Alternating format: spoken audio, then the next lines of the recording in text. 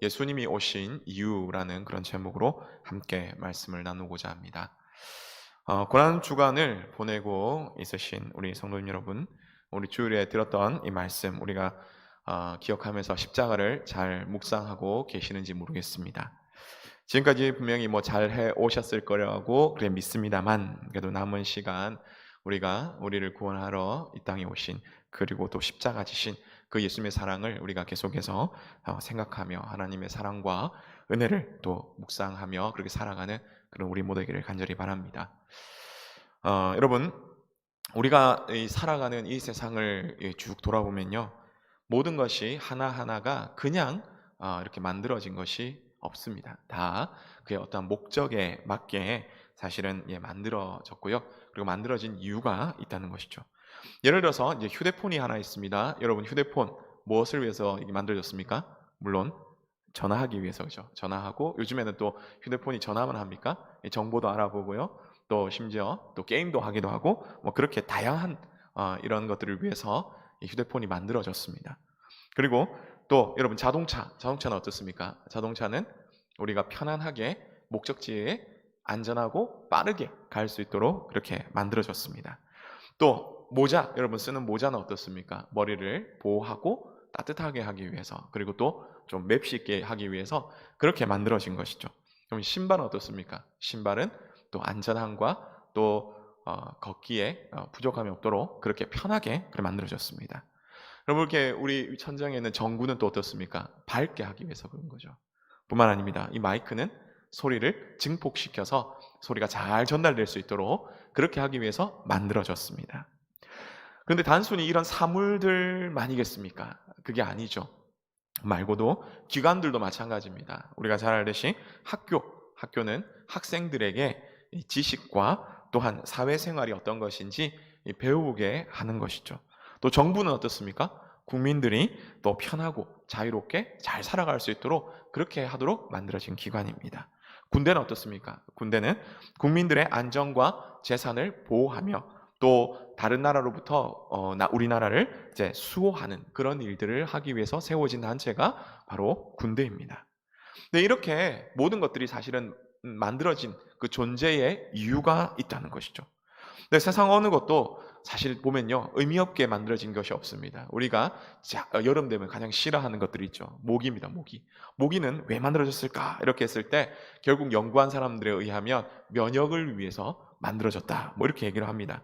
그리고 여러분, 없으신 분도 계시고 있으신 분도 있지만 이 눈썹 있지 않습니까? 별로 크게 문제가 없을 것 같은, 그래도 눈썹이 있으면, 예쁘게 있으면 그래도 참 미모가 있어 보이고 멋있어 보이는 그런 눈썹인데, 이게 왜 있을까라고 했는데 결국은 이 땀이나 혹은 이런 물이나 비나 이런 거 올 때 옆으로 눈에 직접 안 들어가고 옆으로 새도록 하기 위해서 만들어진 것이 눈썹이다라고 그렇게 하더라고요. 이처럼 별로 크게 중요하지 않은 것 같고 별로 크게 쓸모없는 것 같은 그런 모든 것들이, 이 세상에 있는 모든 것들이 다 하나하나 그 존재의 목적이 있더라라는 거죠. 그런데 이런 거 다 있지만 안타깝게도 우리 사람은 그 존재의 목적을 잊고 살 때가 많더라라는 것입니다. 특별히 우리가 바쁜 삶을 살아간다거나 혹은 이 원치 않게 너무나 힘든 일을 당할 때 사실은 우리가 왜 이렇게 살아갈까? 무엇을 위해 살아갈까? 뭐 이렇게 많이 고민을 하게 된다 이거죠. 그런데 꼭 사실 힘들어서만은 아니더라는 것을 또 발견하게 됩니다. 사람이 편안해도, 그리고 그냥 어 그냥 원래 그 상태로 계속적으로 시간이만 흘러가도 그 목적을 잃는 경우가 있다라고 얘기를 합니다. 그 한 예로 영국의 소설가인 허버트 조지 웰스라는 그런 소설가가 쓴 여러 가지 소설 중에서 단편 소설이 있는데요. 사랑의 진주라는 그런 단편 소설이 있습니다. 그 내용이 이렇습니다. 인도의 이제 그 설화, 민화를 바탕으로 한 소설이긴 한데요. 인도에 이렇게 재주와 또 미모를 겸비한 여인이 있었습니다. 이 여인은 이 왕의 눈에 띄게 돼서 왕이 그 여인을 굉장히 사랑하게 됐습니다. 그래서 그 여인과 결혼을 하게 됐죠. 근데 굉장히 행복할 것 같았던 이 결혼 생활은 얼마 가지 못했습니다. 왜냐하면요, 이 왕비가 이제 덤불을 지나가다가 거기에 있는 독가시에 이제 찔리게 되는 겁니다. 그래서 결국은 시름시름 하다가 얼마 못 가서 죽게 되었죠. 사실 결혼한 지 한 1년 몇 개월 정도 만에 일어난 일입니다. 그러다 보니까 자식도 없고요. 그래서 왕은 너무나 슬픔에 잠겼습니다. 그래서 그 아내의 시신을 이 침대에 두고 이제 막 엎드려서 그 발치 아래에 엎드려서 막 울면서 그렇게 시간들을 보냈습니다. 그러다가 너무나 사랑하는 나머지 이대로 있어서는 안 되겠다. 이 아내를 위해서 내가 뭐 커다란 멋진 것을 내가 해줘야겠다라고 이렇게 했습니다. 그래서 은이 섞인 이 납관을 만들어냅니다. 공기를 이제 밀봉하고 썩지 않도록 오래 가도록 이제 그렇게 한다는 거죠. 그래서 거기에 이제 그녀의 시신을 탁 놓았습니다. 그리고 그 주변의 관은 값비싼 보석들로 치장을 하였고요. 그리고 황금 문양으로 이렇게 막 새겼습니다. 근데 그걸 놔두려고 하니까 그냥 아무 데나 놔두면 되는 게 아니겠죠. 그래서 그녀를 위해서 굉장히 큰 멋진 건물을 지어야겠다라고 생각했습니다. 그리고 자신은 그녀를 너무너무 사랑한 나머지 이제 다시는 다른 여자하고 결혼하지 않겠다. 그러면서 이제 나의 이 후계는 하는 젊은이를 좀 똑똑한 젊은이를 탁 택해서 그 젊은이에게 왕위를 물려줘야겠다. 이렇게 생각을 한 겁니다. 그러면서 이제 건물을 열심히 지어갔습니다. 이 건물 이름을 사랑의 진주라고 이렇게 짓기로 했습니다. 근데 어떻습니까? 건물이 하루아침에 뚝딱 지어집니까? 아니죠. 시간이 한참 지났습니다. 한참 지났죠. 아주 멋지게, 웅장하게, 화려하게, 예쁘게 막 지어져 가고 있습니다. 그래서 이 왕이 이제 어느 정도 다 지어져 갔을 때에 그곳에 이제 관을 탁 놔뒀죠. 그러면서 아주 멋지군 하면서 쫙 둘러봅니다. 너무나 예쁜데 뭔가 조화를 이루지 못하는 것이 있는 것 같습니다. 왜일까? 뭔가 막 이렇게 봤는데 결국은 마음에 들지 않는 게 뭐였냐면 이 자기가 사랑했던 이 왕비의 관이었습니다. 너무너무 예쁜 건물을 지어놨는데 그 관이 어울리지 않는 겁니다. 그러면서 이제 싹 생각했습니다. 어떻게 하지? 신하들에게 말했습니다. 저 관을 치워내라. 여러분, 이 지금 원래 건물을 지으면서 원래 관을 만들면서 굉장히 이 아내를 사랑하는 그런 목적으로 이것을 시작을 했습니다. 하지만 시간이 지나면서 그가 점점 그의 사랑은 옅어져 버렸고요. 결국은 이 아내를 위해서 지어진 바로 이 건물에 그 아내의 관을 놔두려고 했지만 결국은 그 아내의 관을 치워버리는 목적을 잊어버리거나 목적을 잃어버리고만 바로 그런 상황입니다. 오늘 우리 역시 마찬가지입니다. 우리가 고난 주간을 보내면서 매년 맞는 그런 고난 주간이기에 우리는 예수님의 오셨음을 우리는 생각하지만 정작 그 깊은 의미는 우리는 깨닫지 못하고 그렇게 살아가고 있지는 않습니까? 예수님이 오신 이유, 예수님이 고난을 받으신 바로 그 이유, 십자가에 죽으신 바로 그 이유를 우리가 다시 한번 새겨보면서 그냥 세월이 흘러가기에 우리가 그냥 그렇지 그러나 이거는 뭐 그냥 언제 예수님이 나를 위해 돌아가셨나, 예수님이 그 주신 그 은혜가 뭔가라고 그렇게 잊어버리는 것이 아니라 그 은혜를 깊이 묵상하는 그런 우리 모두에게를 간절히 바랍니다. 오늘 종료 주일을 이제 보내고요, 고난 주간을 보내면서 오늘 우리가 누가복음 19장의 이 말씀을 한번 생각해 보려고 합니다. 삭개오의 이 사건인데요. 사실 이 사건은 종려 주일 전에 있었던 사건입니다. 그럼에도 불구하고 오늘 이 삭개오를 만났던 이 사건이 예수님의 그 십자가 사건을 앞두고 있는, 근데 그것과 연관되는 매우 이 아주 중요한 그리고 의미 있는 그런 사건이기에 함께 말씀을 나누고자 합니다. 자, 그렇다면 이 삭개오와 예수님과의 만남의 사건은 오늘 우리에게 어떤 의미를 주시는지 우리가 생각해 볼 때에 예수님이 오신 목적에 대해서 우리가 생각해야 되는 것이죠. 그러면 예수님께서 무엇을 위해 오셨습니까? 첫 번째로 죄인을 만나기 위해 오셨습니다 라는 것입니다. 죄인을 만나기 위해 오셨습니다. 우리 1절과 2절의 말씀을 함께 읽겠습니다. 시작. 예수께서 여리고로 들어가 지나가시더라. 삭개오라 이름하는 자가 있으니 세리장이요 또한 부자라. 아멘. 여리고는 여기 나온 여리고는 여러분 많이 들어보셔서 아시겠지만 이 여호수아가 하나님의 그 명령을 따라서 이스라엘 백성들을 데리고 가나안 땅으로 이제 들어갈 때 가장 처음 점령한 곳이 바로 이 여리고입니다. 그래서 이 하나님께서 말씀하시죠. 그 성을 짓는 자는 이제 저주를 받을 것이다 라고 그렇게 해서 실제적으로 저주를 받은 사람도 성경에 기록이 되었습니다. 그런데 이 여리고가 이제 성으로 다시 섰습니다. 그러면 이 여리고 성은 어디냐라고 할 때 구약의 여리고와 신약의 여리고는 조금 다릅니다. 구약의 여리고 자리에서 좀 얼마 떨어진 곳에 이제 신약의 여리고가 이제 세워지게 되는 것이죠. 고대로부터 이곳은 이제 큰 성으로 세워졌던 곳인데 왜 그렇게 되었느냐라고 한다면 그만큼 사람이 살기 좋은 곳이다라는 것이죠. 그래서 이곳은 물도 좋고요, 또 기온도 좋고 농산물도 굉장히 많이 수확되는 곳입니다. 뿐만 아니라 이 고급 사치품 중에 하나인 발삼 향수라는 것이 만들어지는데요. 이곳에서 이 원료들이 생산되고 이곳에 만들어지는 공장들이 이렇게 있습니다. 그리고 이곳은 얼마나 또 이 살기 좋은지 이 헤롯 대왕이 겨울 궁전을 이곳에 이제 지었습니다. 사실 예루살렘과 얼마 차이가 안 나거든요. 한 30km 정도 이렇게 차이가 납니다. 뿐만 아닙니다.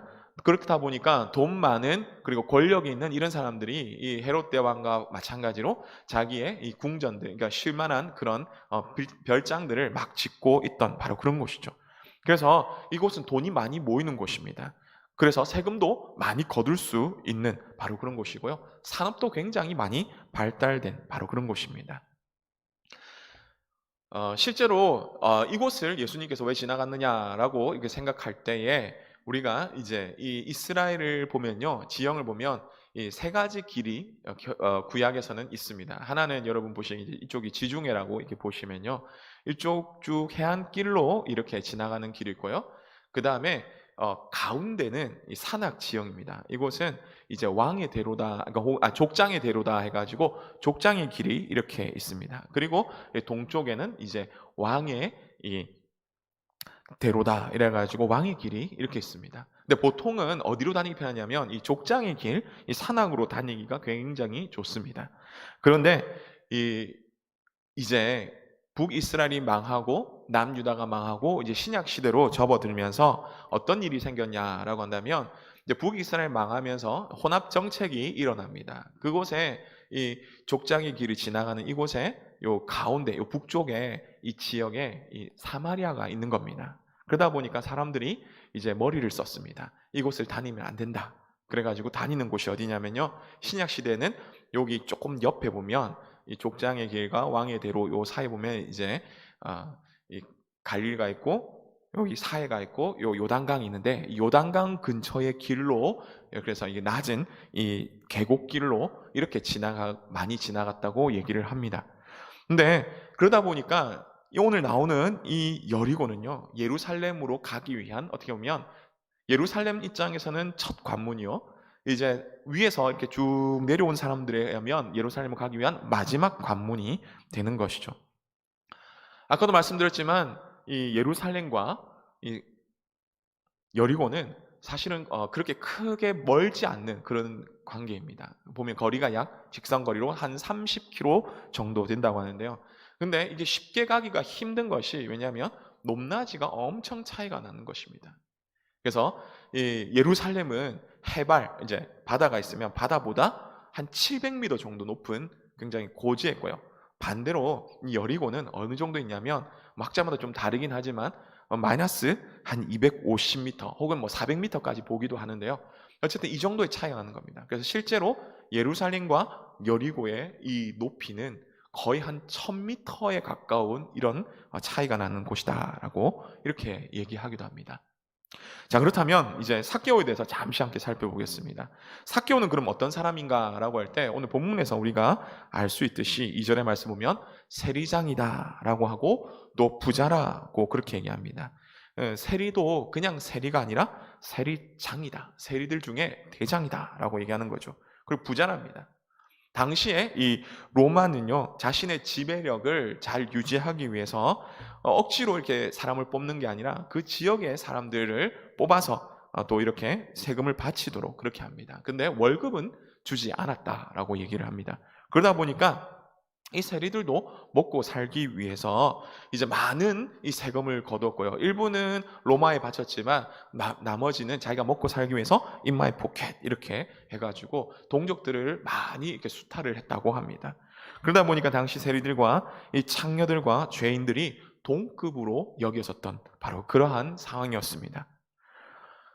아까도 말씀드렸듯이 이 여리고는 예루살렘으로 올라가는 이런 마지막 관문이자 어떻게 예루살렘에 보는 첫 관문이기도 하죠. 그러다 보니까 예수님도 이전에 많이 이렇게 지나다녔던 것처럼 보입니다. 그런데 오늘 말씀을 보니까 그전에는 여러 번 지나다녀도 사실은 삭개오에 대해서 별로 신경을 쓰지도 않았습니다. 아마 많은 유대인들이 그러하듯이 죄인이고 또 세리기 때문에 피해야겠다 뭐 이렇게 했는지도 모르죠. 하지만 오늘 1절의 말씀 보니까 여리고로 들어가시니라 라고 얘기를 하죠. 단순히 이것은 그냥 여리고로 갔다라는 얘기를 넘어서서 뭔가 목적을 두고 있다라는 것을 말하고 있습니다. 그뿐만 아니라 그 목적이 무엇이냐면 이전의 말씀에서 세리장인 삭개오를 만나기로 하였다라는 바로 그러한 것을 보여주고 있는 것이죠. 다시 말하면 이 사람들에게 죄인과 동일하게 취급받던 그런 거부감이 많고 비난받던 그런 세리장이라는 사람을 예수님께서 일부러 고의적으로 만나러 가셨다는 것입니다. 여러분, 사실 이것은 우리가 그냥 보면 세리를 만났구나, 삭개오를 만났구나 라고 생각하지만 굉장히 놀라운 사건이라는 것이죠. 예수님께서 그런 목적을 가지고 이 삭개오를 만나러 가셨다는 것인데요. 그런데 이러한 삭개오와의 만남은 사실 죄인인 우리에게 굉장히 희망을 주는 그런 이야기입니다. 그리고 기쁨을 주는 바로 그러한 이야기죠. 왜냐하면 바로 우리가 그 삭개오와 같은 존재라는 것입니다. 겉으로는 예수님 믿는 것처럼 보이지만 사실 우리 실상을 보면요, 너무나 추하고 너무나 더러운 죄인이라는 것이죠.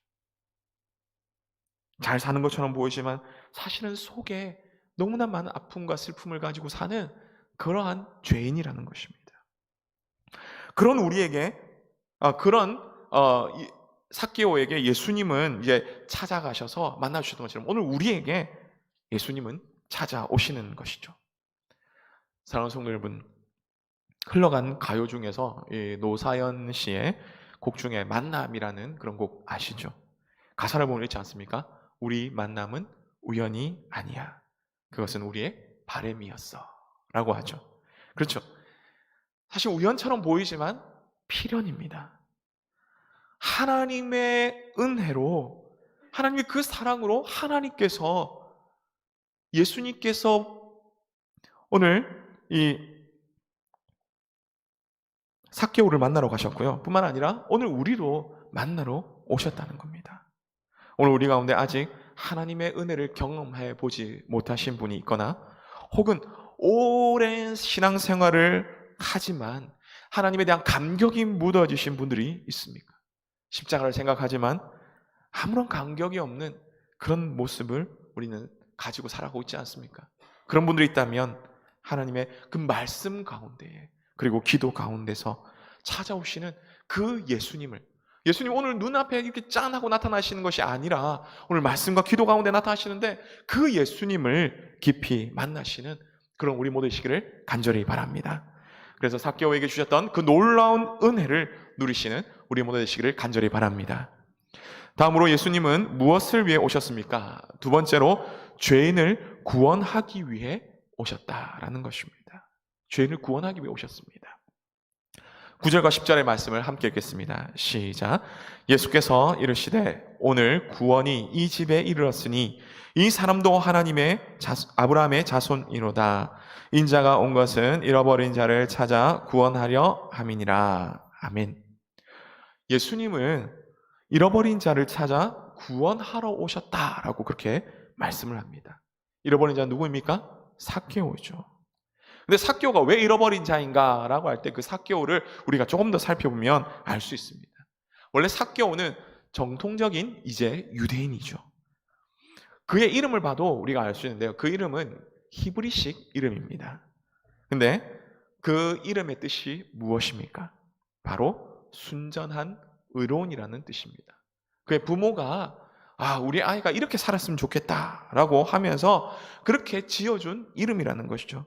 깨끗하고 의롭게 살아라 삭개오야 라고 그렇게 불러준 이름입니다. 지어준 이름입니다. 그런데 오늘 어떻습니까? 그 삭개오는요, 이름에 그대로 살아가는 게 아니라 그렇지 못한 삶, 오히려 정반대의 삶을 살아가고 있다는 것이죠. 약탈과 거짓으로, 그리고 죄인된 모습으로 그는 살아가고 있었습니다. 그런데 그가 예수님의 소식을 듣게 되었습니다. 그리고 자신을 돌아봤죠. 자신의 이름을 지어주신 그 부모님을 생각했습니다. 삭개오, 삭개오. 내가 정말 의로운 사람으로, 내가 정말 깨끗한 사람으로 그렇게 살아가고 있을까? 그게 아니었다는 것을 알았죠. 그런 고민하는 가운데에 어느 날 예수님이 지나가신다는 얘기를 들었습니다. 그리고 어디로 올라가느냐? 돌 무화과 나무로 올라갔습니다. 왜입니까? 키가 작기 때문이죠. 그런데 그가 돌 무화과 나무로 올라갔다는 이 이야기는요, 오늘 우리에게 그냥 스쳐 지나가는 돌 무화과 나무, 옛날에는 뽕나무, 그냥 그렇게 할 수 있구나라고 생각했지만, 사실은 저도 설교를 준비하면서 더 많이 느꼈는데요, 이 돌 무화과 나무가 주는 또 의미가 있다는 것입니다. 이 돌 무화과 나무에 사실 그 히브리 단어는요, 쉬크모라는 바로 이 단어인데, 이것이 어디에 그 뿌리를 두고 있느냐라고 한다면 그 뜻이 바로 중생, 회복, 거듭남이라는 바로 그러한 뜻을 가지고 있고, 그러한 뜻에 뿌리를 두고 있다라고 합니다. 다시 말하면 원래 깨끗한 의로운 사람이었던 바로 삭개오는 죄로 인해서 오염이 되는 것이죠. 하지만 돌 무화과 나무에 올라가서 예수를 만남으로 그는 거듭남, 회복을 경험하게 되는 것입니다. 돌 무화과 나무가 그런 의미가 있다는 것이죠. 그냥 우리가 유치부나 혹은 초등부, 유초등부에서 그냥 듣던, 저도 어릴 때 그렇게 많이 들었는데요. 그냥 삭개오가 예수님 만나고 싶어. 그래서 엉금엉금 뽕나무로 올라갔어요. 요즘엔 돌무화과 나무로 올라갔어요. 그래서 보고 싶어 하면서 예수님을 이제 만났더니 바뀌었다. 그런 스토리가 아니라 사실은 그 속에서는 하나님의 그 구원의 사랑과 그 놀라운 은혜가 그 속에 있다는 것이죠. 삭개오의 이런 모습은 죄로 인해 타락한 아담과 하와를 생각나게 합니다. 하나님의 형상으로서 순결하게 거룩하게 지어진 그 아담과 하와였지만 하나님처럼 되고자 하는 그 욕심에 결국 죄를 짓고 타락하고 만 것입니다. 그렇게 소망 없던 바로 그 타락한 아담과 하와에게 하나님께서는 직접 찾아와 주셨고 그 허물과 죄를 덮어주기 위해서 가죽옷을 이렇게 지어주셨죠. 오늘 우리 역시 마찬가지입니다. 죄인인 우리를 구원하시기 위해서 하늘 영광 뒤로 하신 채에 이 땅에 오셨으며 모진 고통을 당하시고 십자가에서 대속의 죽음을 죽어주신 것이죠. 사랑하는 성도 여러분, 우리는 이런 구원의 하나님을 만나며 살아가고 있습니까? 나에게 잘해주고 내가 내 기도를 들어주면 좋은 하나님, 내가 어려운 일이 있을 때에 뭔가 구해주면 구원의 하나님. 하지만 어려운 삶 가운데서도 도와주시지 않으면 하나님 살아계십니까? 뭔가 내가 힘들고 어려운데 그 도와주지 않으면 하나님 정말 너무하신 거 아닙니까? 우리는 그렇게 말하고 있지 않냐는 것이죠. 예수님은 우리에게 붙여주신 그 이름대로 삭개오는 삭개오로서, 그리스도인은 그리스도인으로서 그렇게 하나님의 말씀을 따라 살아가기를 원하시는 것입니다. 그리고 우리를 만나서 진정한 삭개오로, 그리고 진정한 그리스도인으로 회복시키기를 원하시는 것입니다. 그렇게 될 때 우리의 돌무화과 나무는 과연 어디입니까? 예수님을 만나서 회복되는 그 자리는 여러분 어디입니까? 여러분 이전에 주님을 만났던 그 은혜 한번 생각해 보시길 바랍니다. 혹 여러분 생각나신다면 그 자리로 돌아가 보십시오. 하나님을 만났던, 변화됐던 그 자리로 한번 다시 돌아가서 주님을 깊이 만나기를 원합니다. 혹 그런 분들, 그런 자리가 없다면 오늘 우리가 있는 바로 이 자리가 그런 하나님의 은혜의 자리가 되기를 간절히 원합니다. 그래서 하나님으로 인해 구원의 풍성한 은혜를 누리시는 그런 우리 모두 되시기를 간절히 바랍니다. 다음으로 마지막으로 예수님은 무엇을 위해 오셨습니까? 세 번째입니다. 믿음으로 영접한 사람이 되게 하기 위해 오셨습니다 라는 것입니다. 본문 5절과 6절의 말씀을 함께 읽겠습니다. 시작. 예수께서 그곳에 이르사 쳐다보시고 이르시되 삭개오야 속히 내려오라.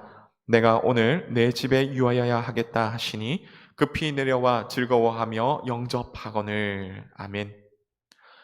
삭개오는 예수님을 만나고 난 다음에 변화되었습니다. 그냥 단순히 변화되었다라는 것이 아니라 예수님을 영접하게 되었다는 것이죠. 이 영접은 예수님을 나의 공간으로 모시는 것입니다. 어떻게 보면 이 삭개오는요, 자신의 집으로 모셨습니다. 그러나 오늘 우리가 영접할 곳은 과연 어디입니까? 바로 우리의 마음인 것이죠. 이에 요한복음 1장 12절에서 이렇게 말씀합니다. 영접하는 자, 곧 그 이름을 믿는 자들에게는 하나님의 자녀가 되는 권세를 주셨으니. 사랑하는 성도 여러분, 삭개오는 예수님을 자신의 집으로 영접했습니다. 그런데 그런 영접하는 가운데에 오늘 7절의 말씀 보니까 어떤 일이 났습니까? 이 영접을 하니까 사람들이 막 놀라고 수군거리는 것입니다. 아니, 선지자로 보이는 이 젊은 청년 예수가 저 죄인의 집에 들어가다니, 아니 저 선지자 맞아? 혹 그런 겁니다. 아니 세리가 왜 선지자를 자기 집에 모시는 거야? 야, 이 삭개오 저 사람을 저렇게 죄인으로 또 만들다니 너무한 거 아닌가? 이렇게 생각할 수도 있다는 것이죠. 많은 사람들이 수군거렸습니다. 여기서 수군 여기서 수군 많이 수군거렸습니다. 그럼에도 불구하고 삭개오도 그렇고요, 예수님도 그렇고 그 어느 누구의 눈치를 보지 않았습니다. 그 어느 누구의 소리에도 귀를 기울이지 않았습니다. 여러분, 하나님을 사랑하십니까? 다시 묻겠습니다. 여러분, 하나님 사랑하십니까? 예, 하나님을 사랑하신다면 다른 것에 신경을 쓰지 않으시기를 바랍니다. 그리고 사람에게 신경 쓰지 마시고 오직 하나님께만 집중하시기를 바랍니다. 사랑하는 사람은요, 다른 것에 집중하지 않습니다. 다른 사람에 신경 쓰지 않습니다.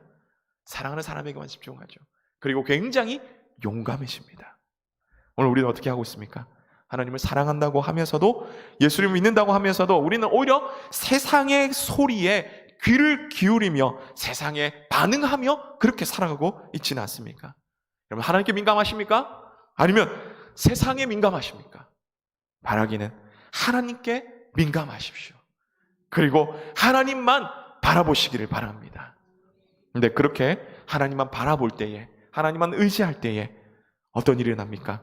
8절의 말씀을 함께 읽겠습니다. 시작.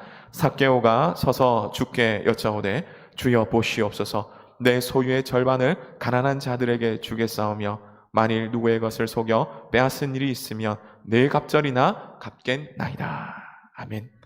오늘 삭개오의 반응을 보면 정말 놀랍습니다. 예수를 만난 삭개오가 어떻게 변했습니까? 예수님이 야, 내가 너를 만나 주었지. 그래, 그러니까 이제 이렇게 살아라 라고 말씀하시기 전에 이미 삭개오는 그 마음이 변화되었고, 예수님 제가 이렇게 살겠습니다 라고 얘기하는 것이죠. 우리가 바라보기에는 정확히 나와 있지는 않지만, 그러나 성령께서 이미 그 삭개오의 마음을 변화시키셨고, 그로 인해서 예수님 만나고 싶다는 그런 소망이 생겼고, 그리고 이미 그 전부터 그렇게 내가 가지고 있는 죄를 다 버리고 살아가겠노라고 그렇게 다짐을 했다는 것입니다. 그런데 이런 다짐은 단순한 다짐이 아니라 사실은 그렇게 계속 해왔다는 것이죠. 우리가 그냥 한글 성경만 보면 그냥 그렇게 쭉 흘러가는 것처럼 보이지만, 그러나 헬라어 성경을 보면요, 거기에서 문법적으로 이렇게 쭉 나옵니다. 간단하게 말씀드리면, 그가 결단했을 때는 이전에 결단했고, 그리고 그렇게 결단한 만큼 행했고, 지금도 그러하고 앞으로 그렇게 살 것이다 라는 바로 그런 문법으로 되어 있다라는 것이죠. 그런데 이것이 그냥 문법적으로는 잘 모르지만, 어쨌든 오늘 우리가 말씀을 보면요, 다른 누구도 아닌 예수님께서 삭개오가 이런 사람이다라고 확증해 주시는, 바로 그렇게 말씀을 해주시는 것이죠. 9절과 10절의 말씀인데요, 우리 같이 한번 읽겠습니다. 시작. 예수께서 이르시되 오늘 구원이 이 집에 이르렀으니 이 사람도 아브라함의 자손이미로다. 인자가 온 것은 잃어버린 자를 찾아 구원하려 함이니라. 아멘. 이름만 아브라함의 자손인 그런 유대인이 아니라 말만 번지르르하게 사는 그런 삶이 아니라 진심으로 회개하는 삶을 살았기 때문에 이제 예수님은 그를 향해서 네가 진짜 너는 정말 아브라함의 자손이다, 아브라함의 백성이다라고 그렇게 인정해 주시는 것입니다. 삭개오를 만나는 것은 단순히 그냥 지나가면서 삭개오 만났네 이게 아니라는 것이죠. 10절의 말씀처럼 예수님께서는 잃어버린 자를 찾으러 일부러 그렇게 오셨다고 말씀하시는 것입니다. 이 길이 바로 삭개오를 만났던 길이며 또한 우리를 구원하시기 위해서 우리를 만나시기 위해서 십자가로 가시는 바로 그 길에 있는 바로 그 사건이라는 것이죠. 사랑하는 성도 여러분, 삭개오는 예수님을 영접하면서 예수님을 영접한 사람답게 180도로 완전히 다른 삶을 살았습니다. 그리고 그의 삶은 그의 고백에서도 잘 알듯이 결국 이렇게 달라지는 삶이 어디로 돌아가는 삶이냐라고 한다면 율법으로 돌아가는 삶이며 다시 말하면 말씀으로 돌아가는 그런 삶이었다는 것입니다. 그리고 진정 그 말씀을 실천하기 위해서 그렇게 노력하는 그런 삶으로 돌아갔다는 것이죠. 오늘 우리는 어떻게 살아가고 있습니까? 그리스도인다운 그런 삶을 살아가고 있습니까? 아니면 예수님을 믿지 않는 사람들과 별반 다르지 않는 그런 삶을 살아가고 있습니까? 아니면 오히려 예수님 믿지 않는 사람보다 더 못한 그런 삶을 살아가고 있습니까? 야고보서 2장 17절에서 18절의 말씀을 기억하시길 바랍니다. 함께 읽겠습니다. 시작. 이와 같이 행함이 없는 믿음은 그 자체가 죽은 것이라. 어떤 사람은 말하기를 너는 믿음이 있고 나는 행함이 있으니 행함이 없는 내 믿음을 내게 보이라. 나는 행함으로 내 믿음을 내게 보이라 하리라. 아멘. 진정으로 예수님 믿는 사람은요, 삶으로 그 믿음을 나타내는 사람입니다. 진정 그리스도인다운 삶을 살아가는 것이죠. 오늘 하나님께서는 이러한 삶을 찾고 계십니다. 우리가 예수님을 만나게 되면 회심이라는 걸 하는데요. 이 회심은 두 가지를 합친 것입니다. 첫 번째는 회개고 두 번째는 믿음입니다. 이들은 동전의 양면과 같아서 둘을 나눌 수가 없습니다. 내가 예수님 믿는다면 회개의 삶을 살아가야 된다는 것이죠. 오늘 우리에게 믿음이 있습니까? 그렇다면 진정한 회개의 삶, 즉 변화의 삶을 살아가고 있는지 살펴보기를 원합니다. 우리의 믿음이 정말 가치 있는 믿음이 되고 하나님 앞에서 우리의 모든 것을 다 보여줄 수 있는 그런 믿음이 될 것이라는 것을 바로 기억해야 되는 것이죠. 바라기는 믿음으로 영접한 사람, 참 그리스도인의 모습으로 살아가는 그런 우리 모두 되시기를 간절히 바랍니다. 말씀을 정리합니다. 우리는 고난주간을 보내고 있습니다. 예수님의 십자가를 깊이 묵상하기를 원합니다. 예수님은 우리를 구원하시기 위해서 이 땅에 오셨습니다. 예수님은 죄인인 우리를 만나기 위해서 그리고 또 우리를 구원하시기 위해서 오셨습니다. 그렇게 예수님을 믿음으로 영접하는 사람, 즉 그리스도인으로 또한 살아가게 하기 위해서 그렇게 예수님은 이 땅에 오셨습니다. 이것을 기억하며 우리는 예수님을 믿는 사람으로서 정말 그 예수님의 십자가의 죽음이 가치 없는 죽음이 되는 것이 아니라 진정한 그런 존귀함을 받는 그런 죽음이 되도록 우리 삶을 통해서 그 주님의 은혜를 함께 나누며 그렇게 고난주간을 믿음으로 승리하며 보내시는 우리 모두 되시기를 주님의 이름으로 축복합니다.